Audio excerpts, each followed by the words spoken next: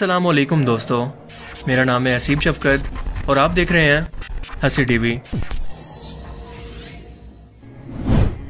जादू और जिन्नात हमारी इस दुनिया के अंदर मौजूद ऐसी हकीकत हैं जिनकी मौजूदगी से कोई भी मुसलमान या दुनिया के किसी भी मजहब को मानने वाला कोई भी शख्स इनकार नहीं कर सकता।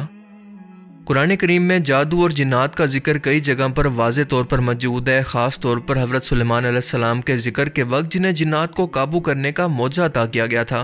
ये दोनों चीज़ें यानी जादू और जिन्नात एक दूसरे से जुड़ी हैं, क्योंकि जादू दरअसल खबीफ या शैतानी जिन्नात को काबू करके उनसे काम करवाने का नाम है, जो किसी शर्त या फ़ायदे के बदले इंसान की मदद करते हैं। और ये शराइत इंतहाई गलीज़ और कुफ्र पर मबनी होती हैं, जिन्हें यहाँ पर बयान करना भी मुमकिन नहीं। यानी आसान अल्फाज के अंदर ऐसे काम जिनसे इंसान की मखलूक के तौर पर तजलील हो और जिन्नात को एक बरतर मखलूक साबित किया जा सके। मिसाल के तौर पर सूरज, चांद, सितारों या शैतान को सजदा करना, इसके नाम पर कुर्बानी करना, महरम औरतों से जिना करना, हराम खाना, गुस्ल और नहाना छोड़ देना, दे खून या पेशाब से नाउज़ुबिल्लाह कुरान पाक के अल्फाज को लिखना, गंदगी खाना। और जितना ज्यादा कोई जादूगर ये काम करेगा, ये शैतानी जिन्नात उसकी उतनी ज्यादा मदद करेंगे।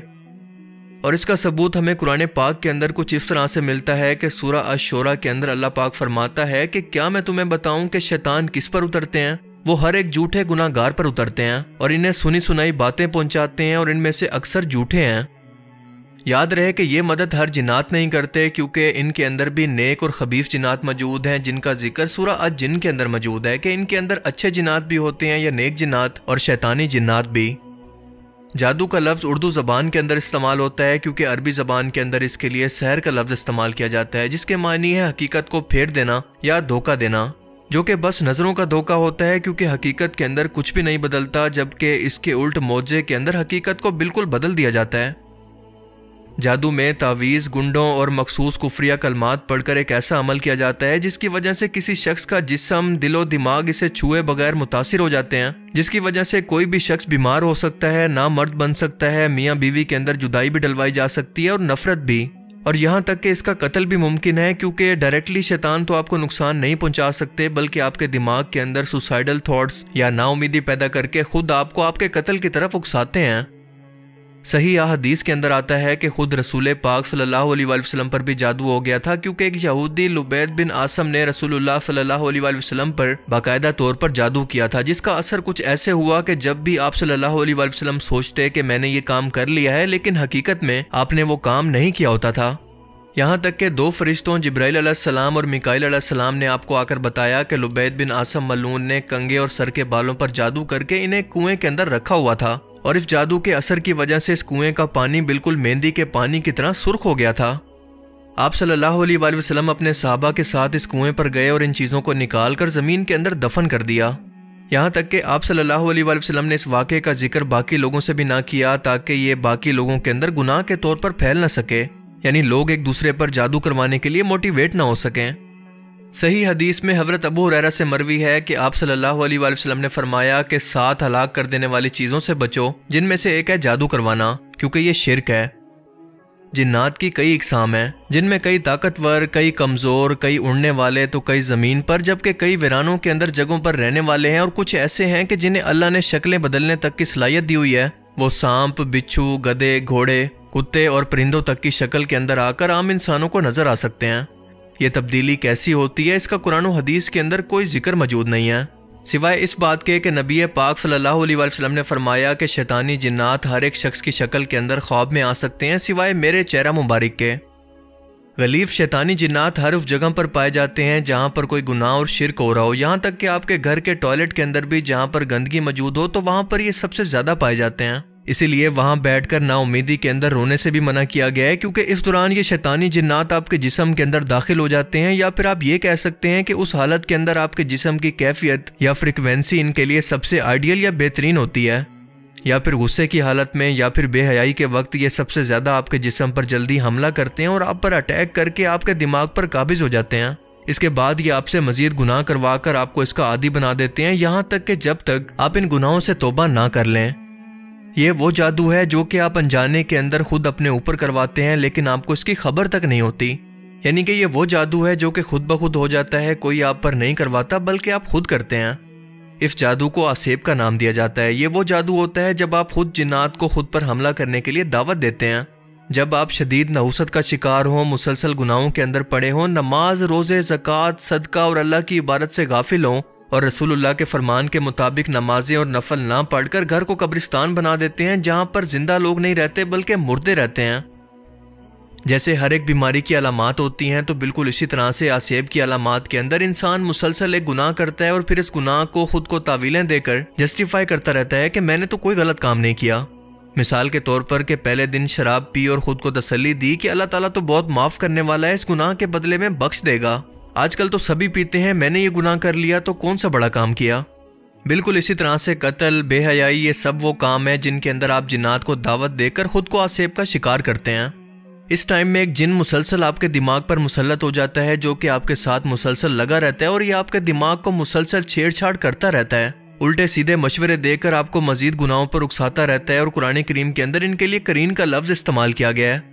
सो जब भी आपके दिमाग के अंदर कोई नेगेटिविटी उभरने लगे तो समझ जाएं कि ये करीन आपके दिमाग के साथ छेड़छाड़ कर रहा है या फिर आपके आसपास मौजूद है।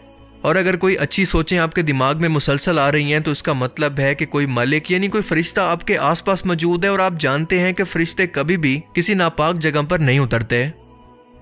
अगर कोई करीन आप पर मुसल्लत है तो इस वक्त आप अपने सर के अंदर दर्द महसूस करेंगे, एलर्जी या खौफ महसूस करेंगे, आपकी याददाश्त काफ़ी कमज़ोर होने लगेगी, हर वक्त आपको बुरे ख्यालात और ख्वाब आने लगेंगे। ये सबसे पहले आपको नाउमीदी और मायूसी के अंदर डालेगा और ये नाउमीदी और मायूसी आपके दिल का कुछ ये हाल करेगी।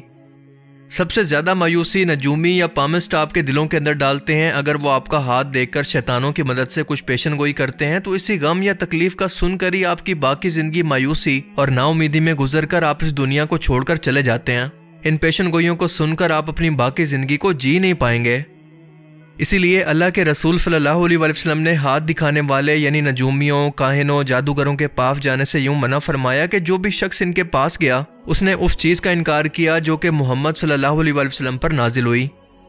अब इस आसेब से निकलने का तरीका इंतहाई आसान है। तौबा करना, अल्लाह का जिक्र करना, कुरान पाक की तिलावत करना, सदका करना, नमाजों की पाबंदी और अल्लाह ताला पे यकीन। जैसा कि अल्लाह ताला कुरान पाक की सूरह अन-नहल के अंदर फरमाता है कि जब कुरान पढ़ने लगो तो शैतान मरदूद से अल्लाह की पनाह तलब किया करो। इस आसेब का इलाज किसी आमिल, नजूमी या जादूगर के पास बिल्कुल नहीं है, बल्कि सिर्फ और सिर्फ आपके पास है। बस आपको जिक्र और इबादत की पाबंदी करनी है, तब कहीं जाकर मुश्किल से ये जिन्नात आपका पीछा छोड़ेंगे, क्योंकि इसके अंदर बहुत टाइम लग सकता है। लेकिन इसके बाद कोई भी आसेब, कोई भी जादू, कोई भी नजर बद आप पर कभी भी असर नहीं कर सकती और ये अल्लाह का वादा है जो कि सबसे ताकतवर और कादिर है।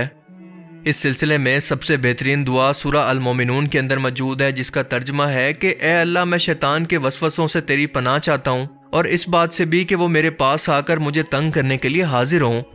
सो अगर आप या आपका कोई रिश्तेदार आसेब का शिकार है तो इसके साथ भी इस वीडियो को ज़रूर शेयर करें, हो सकता है कि उसकी भी हेल्प हो जाए। अल्लाह ताला हमें समझने की और नेक अमल करने की तौफीक अता फरमाए, आमीन। अगर आपको इस वीडियो से कुछ नया जानने को मिला तो इसे ज़रूर लाइक कीजिए और अब मैं मिलूँगा आपसे एक ऐसी ही नई इंटरेस्टिंग वीडियो में। तब तक के लिए अपना बहुत सा ख्याल रखिएगा। Thanks for watching this video. अल्लाह हाफिज़।